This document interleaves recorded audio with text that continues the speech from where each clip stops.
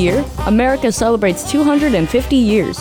For over 100 of those years, jazz music has impacted lives and influenced American culture. Whether you are newly invested or a lifelong devotee, jazz music has space for you.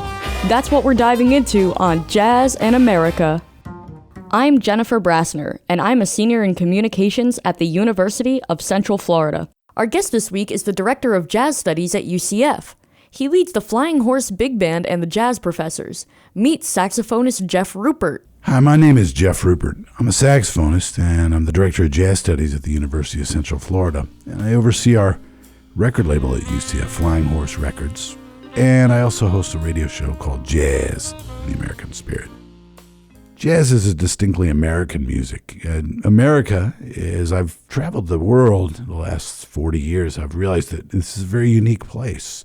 While we certainly don't own the rights to creativity or music or art, we do have a much different approach, I find, here in America than most other countries. And what do I mean by that? Well, classical music, for example, is a wonderful art form. In fact, right now I'm listening to the Beethoven recordings of the Chicago Symphony, and they're really fantastic. But that performance experience is quite different than a jazz performance experience because the musicians are playing the notes that Beethoven has composed, and they're delivering Beethoven's message. So regardless of how you feel, if you're a musician playing classical music, your mood of that time should not be reflected in the music. The message of the music should be reflected in the music. A jazz performance, on the other hand, is a symbiotic relationship, a democracy, if you will, of the performers and the audience. Audiences play a big part, for example, in the jazz performance. It's all about the here and now.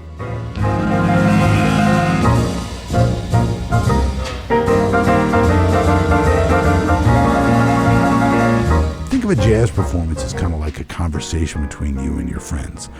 And I find that jazz music embodies and promotes this kind of mantra much more than any other kind of music, or for that matter, for most countries. I've been to a lot of countries where many societies are really conforming. And here in America, it's really about being yourself and showing your style, or being an individual in a group setting.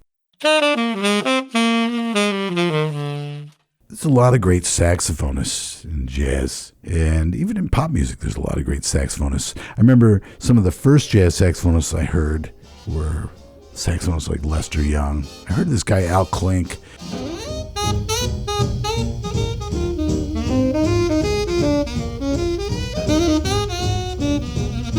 He had a really nice saxophone sound. But the ones that really made me want to learn the saxophone were players like, Lester Young. I heard Eddie Lockjaw Davis, very different kind of a player. The 1959 studio album Very Saxy paired Davis with an all-star cast of tenor saxophonists, Buddy Tate, Coleman Hawkins, and Arnett Cobb. And then there's more modern saxophonists like Michael Brecker, whose technique was just so astounding that I really thought, gosh, I could learn a lot from the way he plays.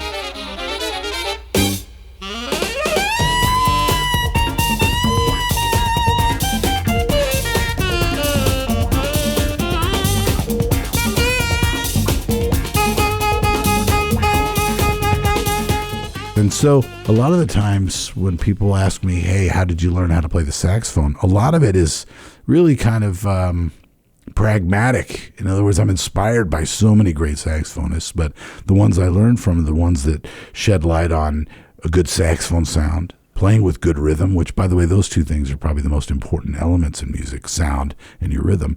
And then another that, say, for example, Michael Brecker had was just flawless technique and execution of an idea. And so even though I might not want to play like Michael Brecker, or I might not want to play like Lester Young or Eddie Lockjaw Davis, or another favorite is Paul Gonsalves from Duke's band, I'd like to take something from all those players and make that my own. And the inspiration I get from those different areas that they did very well were inspirations for me to learn how to play.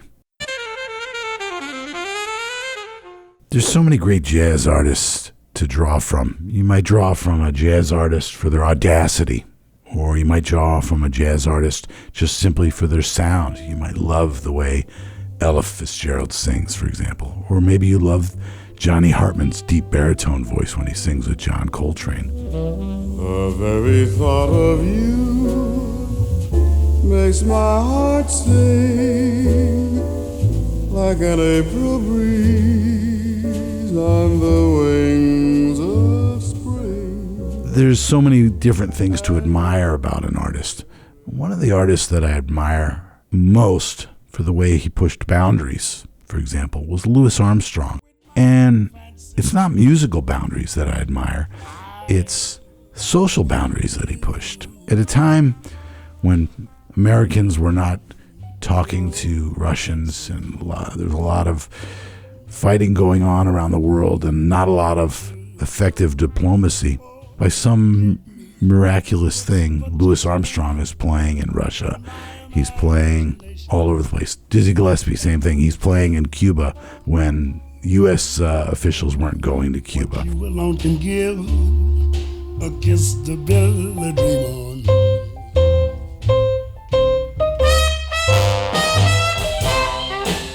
In 1957, Armstrong put his career on the line when he publicly spoke out against the injustice happening in Little Rock, Arkansas. His bold stance, which included canceling a State Department-sponsored tour to the Soviet Union, was a career-defining moment and the most prominent civil rights statement he made during his lifetime. And the way that Louis Armstrong can kind of disarm the general public is amazing. Another person that had that was B.B. King. B.B. King was born the son of a sharecropper and was a sharecropper himself. If anyone could say they knew what the blues were, it'd be B.B. King and Louis Armstrong, the way he grew up in New Orleans. But yet and still, both of them, when they sing or play, make anybody feel as though they know exactly what the blues is.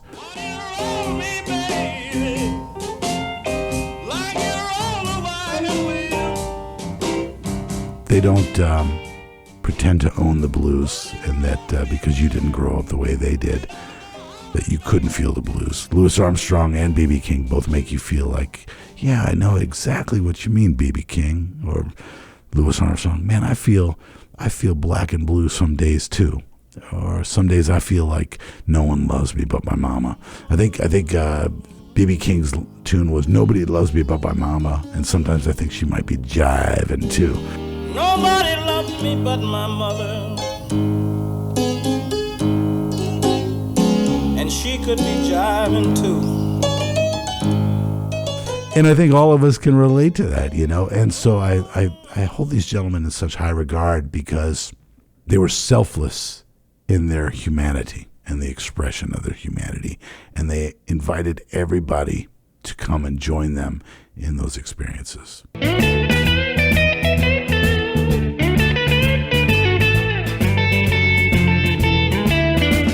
Next, we asked Jeff, if you won the lottery right now, what's your first purchase? My first purchase would be a lawyer to manage that money, because I know that would be a big deal. The other thing, though, is I think one of the greatest takeaways in life is to be a credit to society. And for me and my wife, we've talked often about how we would relegate some of that money to help out the youth of America. Because really, in America, I think our greatest asset is our children.